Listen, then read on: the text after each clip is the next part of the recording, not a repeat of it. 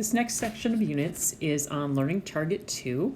Students will be able to identify the function of the 3 types of RNA and explain the importance of transcription. So we're going to focus first of all on this first part, identifying the function of the 3 types of RNA. And the 2 things we're going to focus on is what we call the central dogma of molecular biology, and then the 3 types of RNA. When we talk about the central dogma of molecular biology, a central dogma is kind of like a big idea or theme, okay? So this is one of our big unifying units in biology, okay?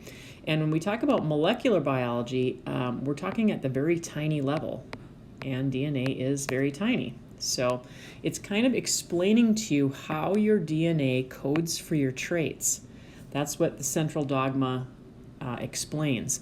And it shows you how your genetic information flows in one direction. So you can see this arrow over here off to the side, it's going in one direction. And if we wanted to just very briefly summarize it, we would say that DNA codes for RNA, copies its code from DNA to RNA, and then RNA uses that code to help make proteins. So it involves 3 important processes. One of them we've already talked about, DNA replication, but the next 2 that we'll be getting to are going to be transcription and translation. And that's how we can go all the way from DNA to your traits, and your traits are the different proteins that are made, okay? Another thing we talk about is what's called gene expression. A gene is a segment of DNA that codes for a protein. So how we get that actually expressed, the DNA expressed as a trait, which is a protein, involves the processes of transcription and translation. And so that's why we'll be focusing on that in this section. Before we do that, though, we do want to go back and compare and contrast the 2 types of nucleic acids. We've already focused on DNA, which is deoxyribonucleic acid, and we know that it's made up of nucleotides. Those 3 parts of a nucleotide are a sugar, a phosphate, and a base. The sugar for DNA is deoxyribose, thus its name up here, deoxyribonucleic acid. And the 4 bases are A, T, C, and G. DNA is double-stranded. It always has to stay in the nucleus, and it contains the coded message for making proteins. RNA, which is ribonucleic acid, is also made of nucleotides because it is one of the nucleic acids. But here, the sugar is ribose, and thus its name, ribonucleic acid. Still contains phosphate group. It still contains 4 bases. 3 of them are the same as DNA, A, C, and G, but you'll notice that uracil now replaces the thymine.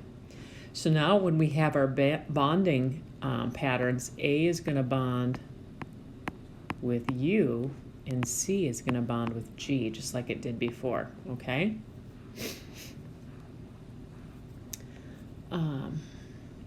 So this one is single-stranded. That makes it a little bit different as well. This one can leave the nucleus, okay? So RNA gets to leave the nucleus, and it copies the coded message for making proteins, all right? DNA contains the original message, but RNA is going to copy that message. So it's very important that we have both types of nucleic acids. Here's kind of a more visual comparison of the 2. You'll see DNA is double-stranded. RNA only is a single strand. It's still twisted up to form a helix shape, but it's just single-stranded. And then we have that uracil instead of thymine in RNA. Now there are 3 kinds of RNA, what we call messenger RNA, or mRNA for short, and it carries the copied message of DNA code from the nucleus to the ribosome. The ribosomal RNA, or rRNA, helps make up the ribosome. And here's a ribosome right here.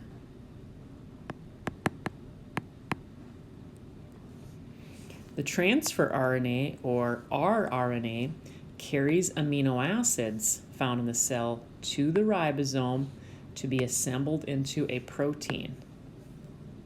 So you can see that right here. Here's the transfer RNA. Okay, so let's go through each of those three RNAs one more time. Messenger RNA carries the information that's been copied from the DNA from the nucleus to a ribosome. And every three of those messenger RNA bases in a row forms what's called a codon, and that's what's going to code for an amino acid. So you can see all of these right here are different codons, AUG, ACG, and they code for these different types of amino acids. And we'll talk more about that later as we get into translation. The ribosomal RNA will associate with proteins to help form ribosomes. And ribosomes actually have two subunits joined during the making of a protein, or what we call protein synthesis. They have a large subunit and a small subunit. You kind of see that down here. And the ribosomal RNA helps the small subunit here line up with the messenger RNA. So ribosomal RNA helps make up that ribosome, but also assists in making sure that that messenger RNA knows where to attach so that we can help use it to make a protein. And then finally, transfer RNA.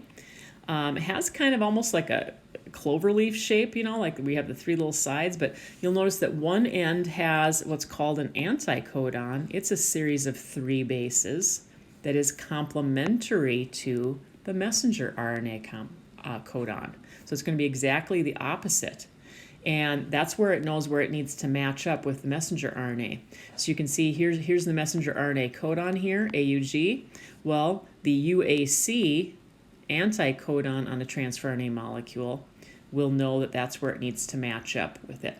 The other end of a transfer RNA molecule has a specific amino acid. So let's go back to that central dogma and see if we can remember all the parts. We're going to go from DNA all the way to what we call our phenotype, or your trait. Okay? Well, we know that DNA, first of all, has to be copied onto RNA. And from RNA, it has to be made into a protein. Okay? Well, there are processes involved with it. This little arrow going on itself, this just means we're talking about DNA replication, which we already talked about.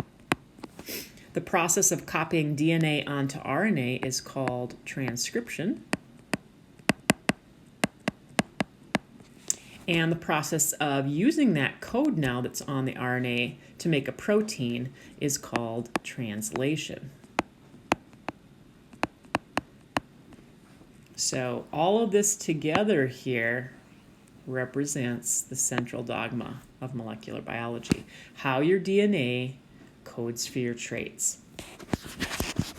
Now, a review of the three types of RNA here. Ribosomal RNA, remember, the name kind of tells you it makes up a ribosome. Transfer RNA carries the amino acids to the ribosome. So another way you could say it is it transfers the amino acid to the ribosome. And then the messenger RNA copies the code or the message from the DNA and brings it to the ribosome. So those are your three types of RNA that are involved in these upcoming processes and the overall central dogma of molecular biology.